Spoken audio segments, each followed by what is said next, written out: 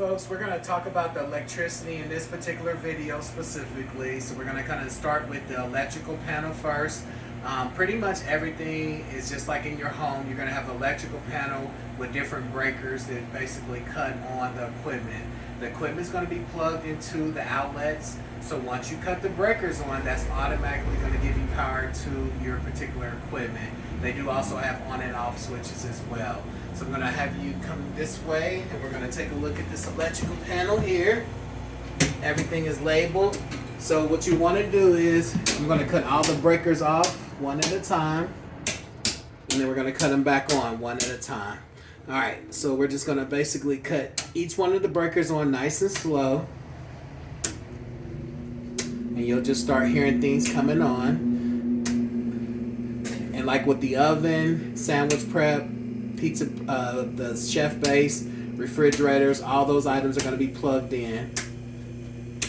Alright, so now we've got the lights that have come on, so we'll shut that up.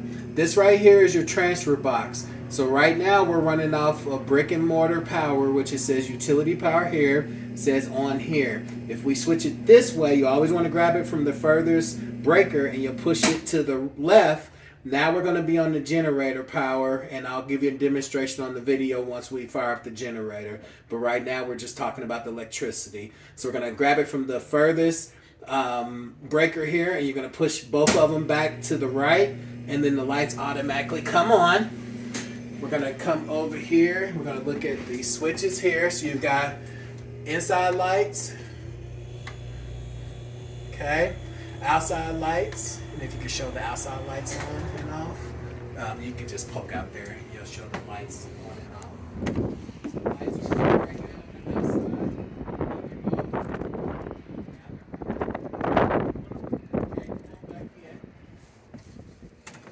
Alright, so we've talked about the breakers, we've talked about the switches to turn the lights on and off.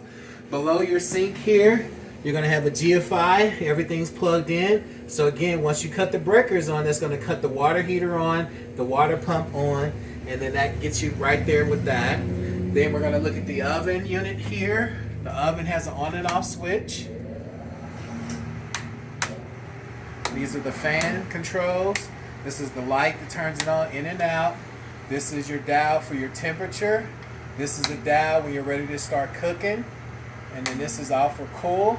This is your timer right there. So pretty much the oven is self-explanatory. You'll cut the power on, and you have your cook right here. You have your cool mode. This is the temperature to control the temperature of the oven. This is the fan, whether you want it low or high. And then this is the light to cut it on. And that's the lights. This is the fan. And the cook here. Let's see here. So the heat light just came on, so that lets you know that the oven is starting to prep to start heating. And then once it gets up to temperature, it automatically comes down. Alright, so we're going to cut the oven off, lights off. Come on down. This is your chef base unit right here. Electric on and off switches right here. Your containers go in here. This is your refrigeration right here. Alright, come on down.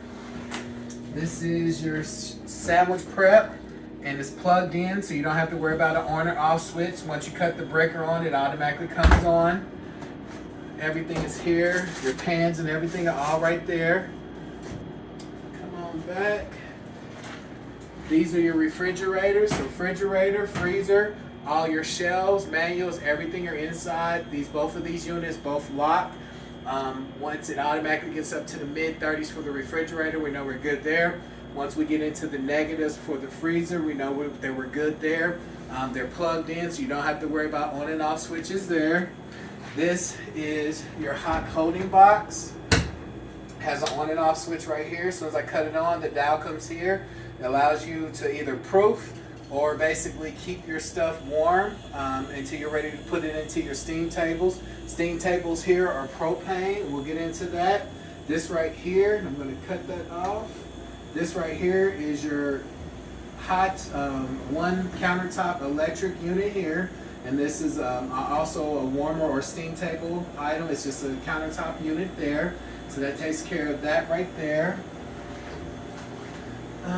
Let's see here. For the most part, that's going to be the gist of the electrical. So what you want to do is every time you get ready to use the truck, if you're keeping the truck plugged in overnight, then essentially you'll cut the breakers on specifically for your refrigeration that you need to have on. And all the other breakers you can keep off. If you're not plugging it in overnight, you're not keeping anything in the refrigerators, then essentially you do not have to worry about any of the truck being plugged in or what have you, because you don't have anything in the refrigerators or what have you. So we're plugged into electrical on the outside, so we're going to go outside briefly and I'm going to show you how you plug into your building right now. So we're going to walk back outside here. Be careful there. I'm going to show you on the driver's side where they plug in. Okay. You have electrical outlet here for any additional purposes there.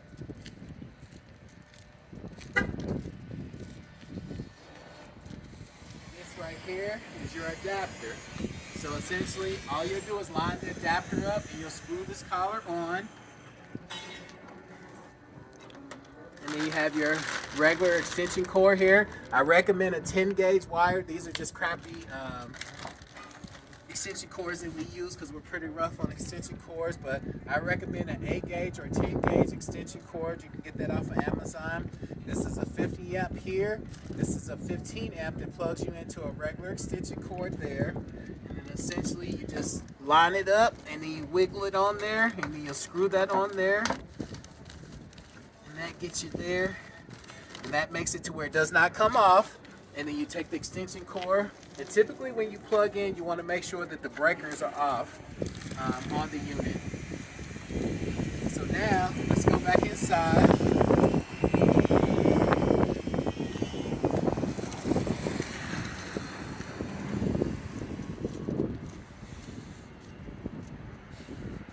All right, now we're going to talk about the final details of the electrical.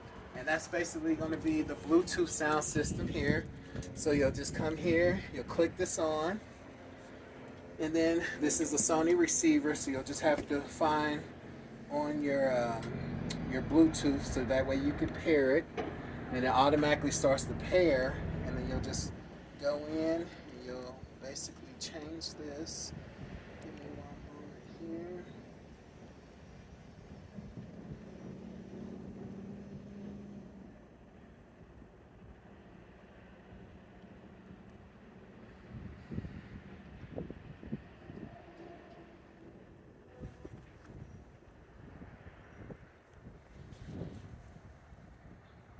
Okay, so while this is pairing right now, let's go ahead and talk about the awning. So up here in the top right corner on the passenger side, you have an on and off switch. And then you have a retract and extend. So extend is just going to basically bump out the awning.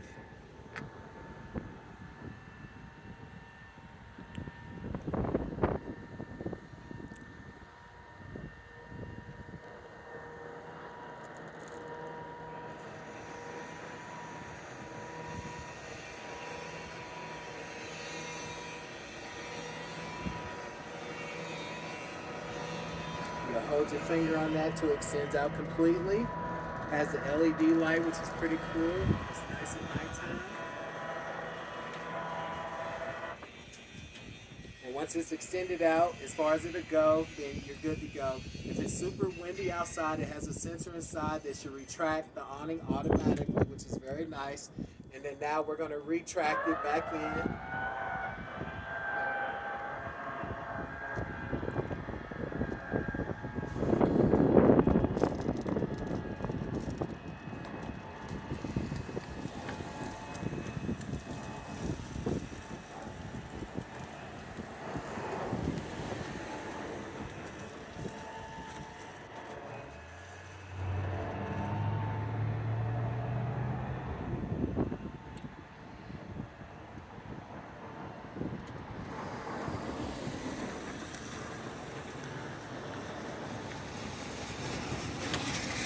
Alright, so then that's good there, and then when you guys are done with it, you can just cut the off switch off, and that cuts the LEDs off. let's see here, and I'm still trying to get this receiver to do its part. Music or what have you. I want to give you a demonstration of the speakers and all that good stuff. Give me a second.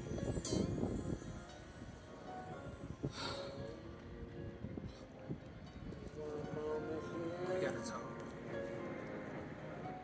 Dang, I know. But it's just. Alright. Let's put on some liners.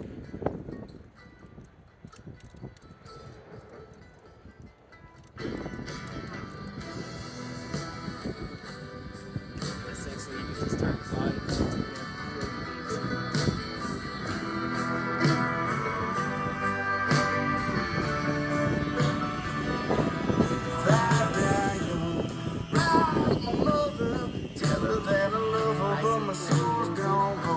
you So that kind of gets you the gist of the receiver, and of course it has an on and off switch that you'll be able to cut off there. I think for the most part that's going to give us what we need as far as on the electrical.